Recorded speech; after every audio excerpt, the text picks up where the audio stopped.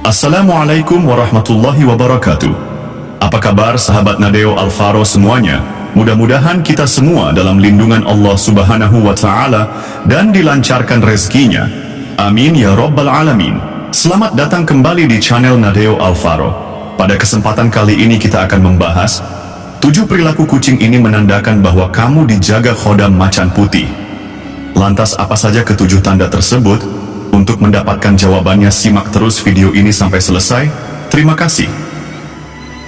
Di saat kebanyakan manusia memejamkan mata, alam justru sedang membuka tabirnya. Di saat kota terdiam dan suara kehidupan mulai menghilang, ada dunia lain yang perlahan bergerak di sekeliling kita. Dunia yang tidak selalu bisa dilihat oleh mata, namun sering bisa dirasakan oleh hati. Dan di antara semua makhluk, ada satu makhluk yang sejak zaman dahulu dipercaya memiliki kepekaan yang tidak biasa. Makhluk yang mampu membaca getaran. Makhluk yang mampu merasakan perubahan ruang. Makhluk yang sering disebut berjalan di antara dua alam. Dialah kucing. Pernahkah kamu terbangun di tengah malam, lalu melihat kucingmu tidak tidur, tidak bermain, tidak makan, tetapi duduk diam, menatap satu sudut gelap rumah, tanpa berkedip? Pernahkah kamu merasa kucingmu tiba-tiba menjadi sangat lengket, selalu ingin berada di dekat tubuhmu, bahkan tidur tepat di dada atau lehermu, seolah tidak ingin berpisah sedetik pun? Sebagian orang menganggap ini manja, sebagian menyebutnya kebiasaan. Namun dalam dunia hikmah dan spiritual tua, perilaku-perilaku seperti ini tidak pernah dianggap kosong, karena kucing bukan hanya hewan peliharaan. Dalam banyak kitab hikmah, dalam cerita para pelaku spiritual lama, kucing disebut sebagai makhluk penjaga batas. Makhluk yang peka terhadap pergerakan energi. Makhluk yang mampu mendeteksi kehadiran, yang tidak mampu ditangkap oleh panca indera manusia. Dan hari ini, kita akan membahas satu keyakinan yang jarang diungkap secara terbuka. Keyakinan yang selama ratusan tahun hanya dibicarakan dari guru ke murid, dari pelaku hikmah ke pelaku hikmah. Bahwa ketika kucing mulai menunjukkan perilaku-perilaku tertentu, itu bukan hanya tentang kucing, tetapi tentang apa yang sedang mendekat kepadamu. Tentang sesuatu yang tidak datang dari luar rumah, melainkan menuju ke dalam tubuhmu. Dalam dunia hikmah, ia dikenal sebagai khodam macan putih. Sebuah entitas penjaga yang dalam kepercayaan spiritual melambangkan kekuatan, perlindungan, dan kewibawaan. Dan para ulama hikmah menyebut, ketika khodam macan putih ingin masuk ke dalam tubuh seseorang, alam di sekitarnya akan memberi tanda, bukan melalui suara keras, bukan melalui penampakan, tetapi melalui perubahan perilaku makhluk-makhluk yang peka, termasuk kucing. Malam ini, di channel ini, kita akan mengungkap 7 tanda perilaku kucing yang dipercaya menunjukkan bahwa khodam macan putih ingin masuk ke dalam tubuhmu. Sebuah pembahasan yang mungkin akan membuatmu merinding, namun juga bisa membuatmu mulai mengingat bahwa beberapa hal mungkin sudah lama terjadi di sekitarmu, dan mungkin selama ini kamu hanya menyebutnya sebagai kebetulan. Pastikan kamu menonton video ini sampai selesai, karena tanda terakhir, menurut para pelaku hikmah, adalah yang paling jarang disadari, namun justru paling menentukan. Mari kita mulai dari yang pertama.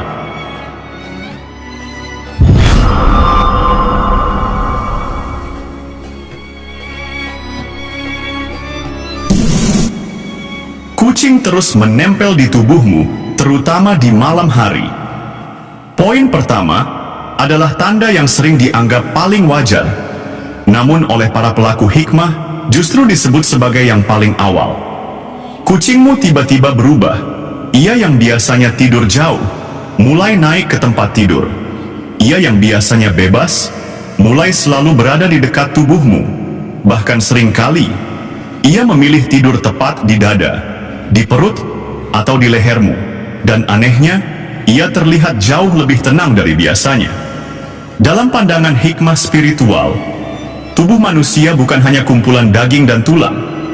Tubuh memiliki medan energi, memiliki lapisan aura, memiliki titik-titik pusat getaran, Ketika khodam macan putih ingin mendekat, medan ini mulai berubah.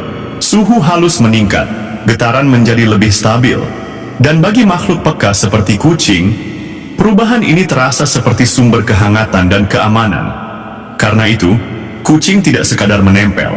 Ia seakan sedang mencari titik tertentu. Ia berpindah-pindah posisi, sampai menemukan area yang paling nyaman. Dalam hikmah, itu dipercaya sebagai fase awal pendekatan. Belum menyatu, belum masuk, namun sudah berada sangat dekat. Banyak orang yang mengalami ini juga mengatakan, saat kucing mulai sering menempel, mereka mengalami mimpi yang aneh. Mimpi tentang hewan besar, tentang hutan, tentang suara auman, atau tentang sosok putih yang berdiri diam. Dalam sudut pandang hikmah, mimpi ini sering dianggap sebagai respon bawah sadar terhadap perubahan medan ruhani. Yang kedua, kucing sering menatap wajah atau dada dalam waktu lama. Tanda kedua terasa lebih halus, namun jauh lebih dalam.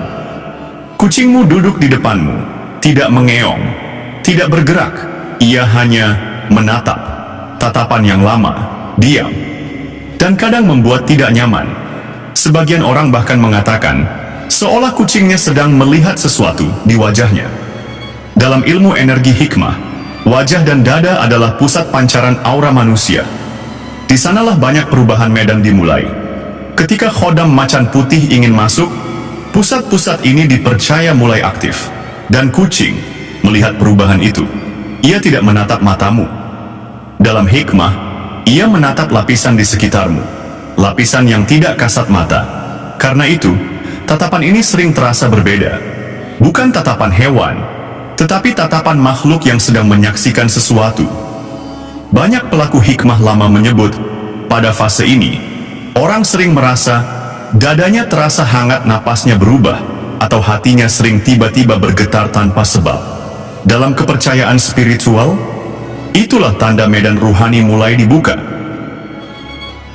Yang ketiga, kucing mengyong panjang saat kamu tertidur, terutama di jam-jam sunyi. Lewat tengah malam, saat rumah diam, saat suara dunia menghilang, tiba-tiba terdengar suara kucing, panjang, berat, kadang seperti memanggil. Banyak orang terbangun bukan karena keras, tetapi karena suaranya terasa sampai ke dada. Dalam hikmah, ini sering disebut sebagai suara resonansi. Ketika medan energi di sekitar manusia berubah, tubuh kucing ikut bereaksi. Sistem sarafnya menerima rangsangan, getarannya meningkat, dan suara menjadi jalur pelepasan. Para pelaku spiritual lama menyebut, pada fase pendekatan khodam, malam hari adalah waktu paling aktif, karena pikiran manusia tenang, dan lapisan ruhani lebih terbuka. Karena itu, banyak proses awal selalu terjadi saat pemiliknya tertidur. Dalam hikmah, suara kucing ini sering dipercaya sebagai reaksi ketika khodam mulai mencari jalur masuk. Yang keempat, kucing tiba-tiba takut, mendesis, atau gelisah tanpa sebab. Tidak semua tanda terasa tenang, sebagian justru terasa berat. Kucing tiba-tiba meloncat, mendesis ke ruang kosong, atau lari lalu bersembunyi, padahal tidak ada orang. Tidak ada suara, tidak ada benda jatuh. Dalam kepercayaan hikmah, tidak semua kucing mampu berada dekat energi besar. Ketika khodam macan putih mulai mendekat, getaran medan bisa meningkat tajam.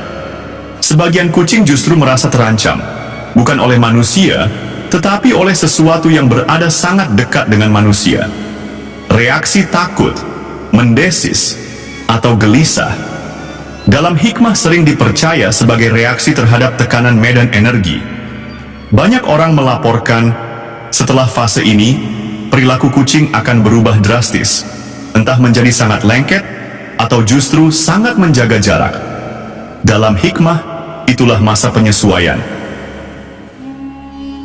Yang kelima, kucing berubah sifat setelah kamu ibadah, zikir, atau tirakat. Poin kelima ini sering dialami oleh orang-orang yang mulai mendekatkan diri kepada Tuhan. Setelah sholat malam, setelah zikir panjang, setelah puasa, atau setelah amalan tertentu, kucingmu berubah. Ada yang menjadi sangat tenang, ada yang menjadi sangat gelisah, ada yang terus mengikutimu kemanapun kamu pergi. Dalam pandangan hikmah, ibadah dan zikir bukan hanya aktivitas fisik. Ia adalah getaran ruhani. Ketika seseorang memperbanyak ibadah, medan ruhani di sekitarnya menguat. Dan ketika medan ruhani menguat, segala sesuatu yang berada di lapisan halus ikut merespons. Dalam kepercayaan hikmah, khodam macan putih termasuk entitas yang sangat peka terhadap kekuatan ruhani manusia. Karena itu, banyak pelaku spiritual lama mengatakan, fase pendekatan khodam sering dimulai setelah seseorang meningkatkan kualitas batin. Kucing, sebagai makhluk peka, akan menunjukkan perubahan paling cepat. Sebagian kucing mendekat, sebagian menjauh, sebagian tampak bingung. Namun hampir selalu ada perubahan. Dan dalam hikmah, perubahan mendadak setelah ibadah sering dipercaya sebagai tanda bahwa medan tubuh sedang dibuka. Yang keenam, kucing seperti melindungi dan menghalangi orang tertentu. Tanda keenam sering membuat pemiliknya heran. Ada orang tertentu yang datang, dan kucingmu tiba-tiba berdiri di depanmu, menggeram, mengeong keras, atau duduk tepat di antara kamu dan orang itu. Padahal, kepada orang lain, kucingmu biasa saja. Dalam kepercayaan hikmah, ketika khodam macan putih mulai mendekat, ia tidak hanya mendekati tubuh, tetapi juga mulai membentuk wilayah personal, wilayah energi. Dan wilayah ini tidak cocok dengan semua orang. Kucing yang sangat peka terhadap perbedaan getaran manusia akan bereaksi. Dalam hikmah, reaksi protektif ini sering dipercaya sebagai tahap lanjutan. Tahap di mana medan tubuh mulai dipagari. Banyak orang yang mengalami ini juga mengatakan, setelah kucing mulai protektif, mereka sendiri menjadi lebih sensitif, mudah merasa tidak nyaman pada orang tertentu, atau tiba-tiba ingin menjauh dari lingkungan tertentu. Dalam pandangan hikmah, itulah proses seleksi energi. Yang ketujuh, kucing tenang dan menempel saat kamu sakit, lemah, atau tertekan. Tanda ketujuh sering dianggap paling lembut, namun oleh para pelaku hikmah justru disebut paling dekat. Saat kamu sakit, saat tubuhmu lemah, saat mentalmu jatuh, kucingmu tidak pergi, ia justru datang. Tidur dekat, menempel lebih lama dari biasanya. Kadang hanya diam, kadang mendengkur pelan. Dalam kepercayaan hikmah, saat kondisi manusia melemah, lapisan-lapisan pertahanan alami menurun. Dan justru pada saat itulah, pergerakan ruhani paling terasa. Banyak pelaku hikmah lama menyebut, fase paling dekat pendekatan khodam sering terjadi saat manusia berada dalam kondisi lemah. Karena pada saat itulah, ego tenang, pikiran sunyi, dan batin terbuka. Kucing yang menempel pada fase ini sering dipercaya sedang berada di dalam medan terdekat. Dalam hikmah, ini disebut fase pendampingan, di mana khodam sudah sangat dekat dengan pusat medan tubuh. Belum sepenuhnya menyatu, namun sudah berada dalam lingkar paling dalam. Tidak semua yang hadir dalam hidup datang dengan wujud yang bisa kita lihat.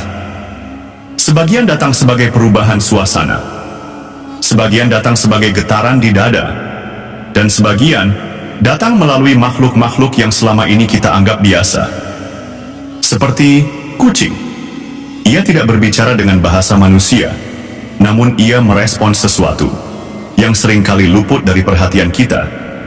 Jika kucingmu mulai berubah, jika perilakunya terasa tidak seperti biasanya, jika kehadirannya di sekitarmu terasa lebih dekat, lebih intens, lebih dalam, mungkin bukan ia yang sedang aneh.